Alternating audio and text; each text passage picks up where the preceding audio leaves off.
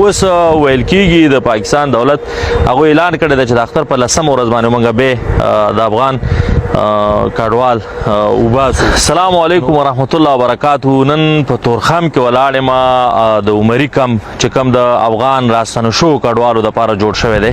په لومړنۍ څپه کې چې کله افغان کډوال په زور او په جبر باندې راویستل شو نو دلته په تورخم کې هیڅ آمادګي نه وه او زموږ ډېری هېوادوال په هغې ورځو کې د ډېر زیاتو مشکلات سره مخ. هماغه و چې خوشبختانه افغان دولت افغانانو بالخصوص افغان خیري ادارو نړیوالو ادارو په ګډه باندې کار وکړو، ولسونو کار وکړو. بالاخره په څو ورځو کې دلته ډېر ښه امکانات په هغې ورځو کې برابر شو. اوس ویل کېږي د پاکستان دولت هغوی اعلان کړی دی چې د اختر په 10مه ورځ باندې موږ به د افغان کډوال وباسو. نو دلته الحمدلله ډېره ښه آمادګي نیول شوې ده. دولت خیریه موسسو هر راز آمادګي دلته نیول شوې ده. تاسو ګورئ ګیر چاپېره خیمې لګېدلې دي، تشنابونه دي، د اوبو څاګانې دي، دلته مسجدونه جوړ شوي دي، یو څه کورونو باندې کار روان دی چې دا جوړ شوي دي.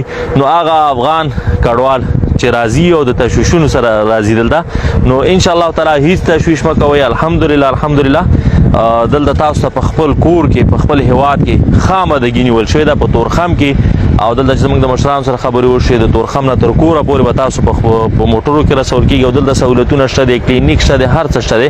دا اوس مې دلته پوښتنه وکړه د یو څو کډوالو کورنیو سره زموږ چې د روژې په میاشت کې راغلي دي او په همدې کمپ کې پراته دي. په منظم ډول باندې ورته ډوډۍ ورکول شوې ده، په منظم ډول باندې د صحت غم یې خوړل شوی دی.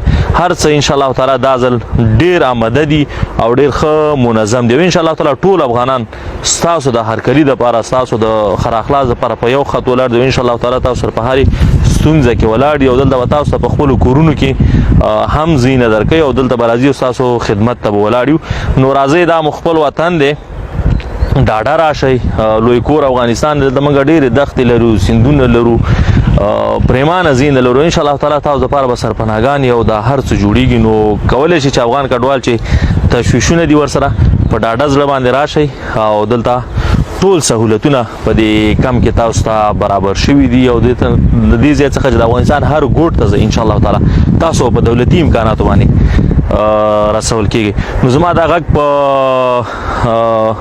خیبر پښتونخوا کې او یا د پاکستان په نورو سیمو کې چې هلته کوم زموږ افغان وروڼه دي او د خیره سره د راتګ پلان لري نو تشویش مه کوئ او زما دا غږ ورته ورسوئ. انشاءالله تعالی موږ ستاسو په خدمت کې او ستاسو تر څنګ به ولاړ یو، ډاډ درته درکوو. او دلته چې کوم سهولتونه برابر شوي دي دا هم زموږ د کیمرې په سترګه باندې لیدلی شي. ډېره مننه. راشن بشي زرغون بشي وطن افغانستان په زړو